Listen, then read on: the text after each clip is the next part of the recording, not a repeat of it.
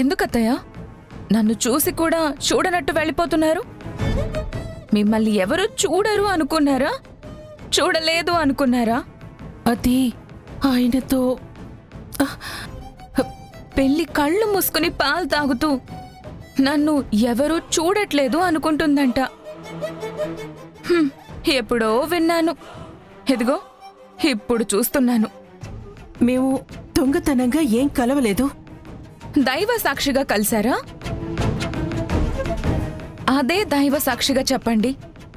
ఎవరు చూడకూడదు అనే కదా ఇక్కడికొచ్చి కలిశారు. మా మనస్సాక్షికి తెలుసు, మాకెలాంటి దురుద్దేశమూ లేదు. మిమ్మల్ని మీరు సమర్థించుకోవడానికి చెప్పకండి, వినడానికి వెడ్డూరంగా ఉంది. అవును, అతను మిమ్మల్ని వదిలేసి చాలా కాలం అయింది. అయినా మీరతన్ని వదలలేకపోతున్నారు. ఎందుకు? మగవాళ్ళు ఎలా తిరిగినా ఎవ్వరూ పట్టించుకోరు. ఆడదాని మీదే అందరి దృష్టి ఉంటుంది. అది కాదు, మేము గగన్ గారికి సొసైటీలో పేరు గౌరవం ఉంది. పిల్లలు పెళ్ళేడుకొచ్చాక తల్లి ఇలా తిరుగుతుంది అంటే ఆయనకి ఎంత చెడ్డ పేరు వస్తుందో ఆలోచించారా? ఏం మాట్లాడుతున్నావు తారా? నేనిప్పుడు ఏం చేశాను? అతన్ని సీక్రెట్ గా కలవడం తప్పు కాదా? ఈ వయసులో ఇవన్నీ మీకు అవసరమా? మీ అబ్బాయి తన భార్యకి దూరం అయిపోయాక ఇంకో తోడు కోసం చూడలేదు.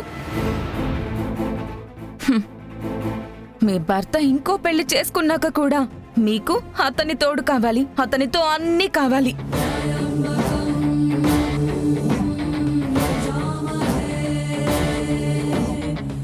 తారా, గుళ్ళో మాట్లాడాల్సిన మాటలేనా ఇవి? మరి గుళ్ళో చేయాల్సిన పనులేనా ఇవి?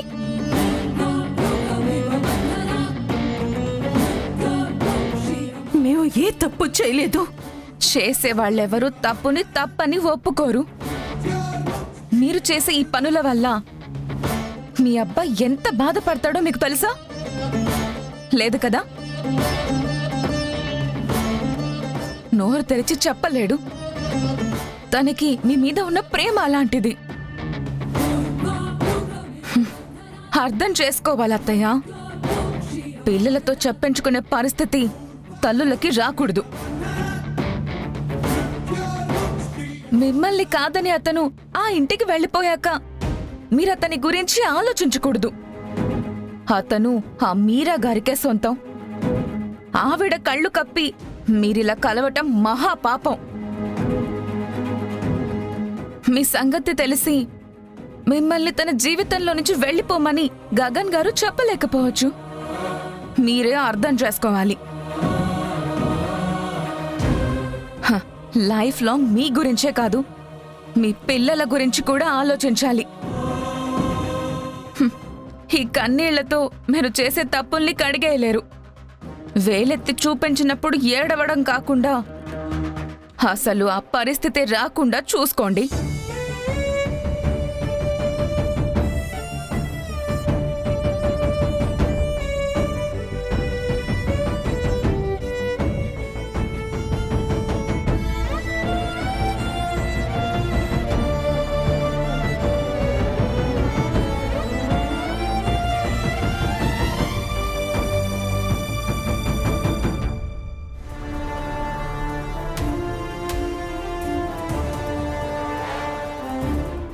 ఏంటి?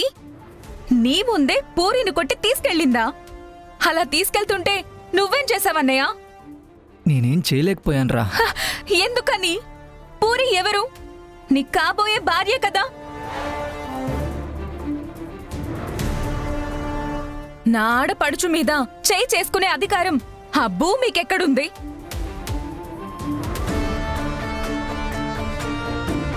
తనేవైనా పూరి అమ్మ, నాన్న లేక అన్నయ్యనా? ఏది కాదు కదా. ఎప్పుడో గగన్ గారు తాళి కట్టి వదిలేశారు. ఇంత అవమానం చేస్తుందా? నువ్వక్కడ స్ట్రాంగ్ గా ఉండాల్సిందన్నయ్యా. పూరిని తను కొడుతున్నప్పుడు తనకంటే నేనే ఎక్కువ పెయిన్ ఫీల్ అయినమ్మా.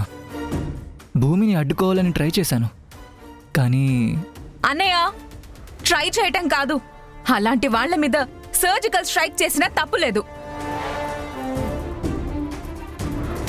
తనేమైనా పెద్ద తోపు అనుకుంటుందా? హ, చెప్తా తన సంగతి.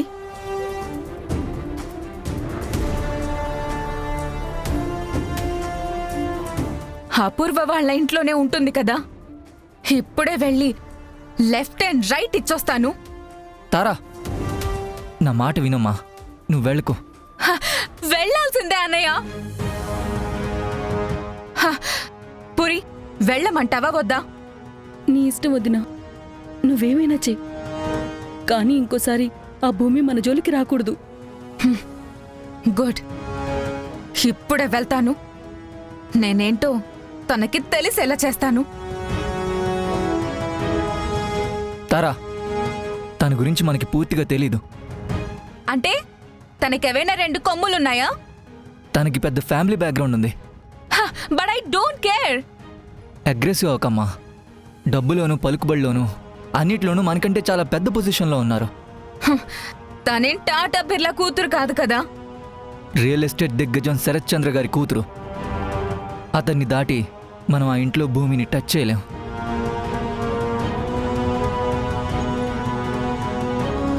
అంతేకాదు, గగన్కి భూమికి అఫీషియల్గా డైవర్స్ అవ్వలేదు. ఇప్పుడు మనం వెళ్ళి అక్కడ స్ట్రైట్గా ఏం మాట్లాడినా మనకే ప్రాబ్లం అయ్యే అవకాశం ఉంది. నువ్వు ఆ ఇంటికి వెళ్ళావని గగన్కి తెలిస్తే తన నీ గురించి ఏమనుకుంటాడో తెలీదు.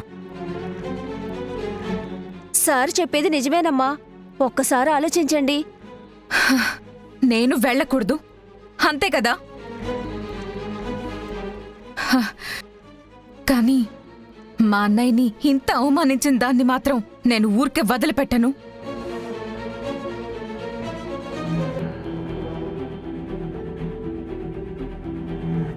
ఎవరికి చేస్తున్నావమ్మా? హ్మ్.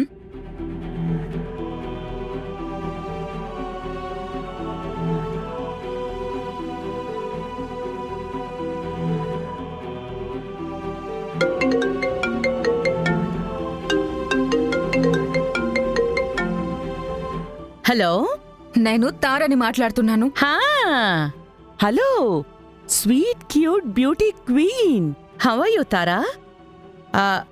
అవును, శారదకి వీడియో చూపించావా? స్ట్రాంగ్గా చెప్పావా? చెప్పేశాను. ఇప్పుడు నేను మీకు కాల్ చేసింది వేరే విషయం మాట్లాడడానికి. చెప్పుతారా? రెస్టారెంట్లో మా అన్నయ్య పూరి మాట్లాడుకుంటుంటే పూరిని కొట్టి మా అన్నయ్యని అవమానించింది ఆ భూమి. పాపం పూరి ఎంత ఏడుస్తుందో తెలుసా? ఓ మై గాడ్, అవునా? ఇప్పుడు పూరి నీ పక్కనే ఉందా?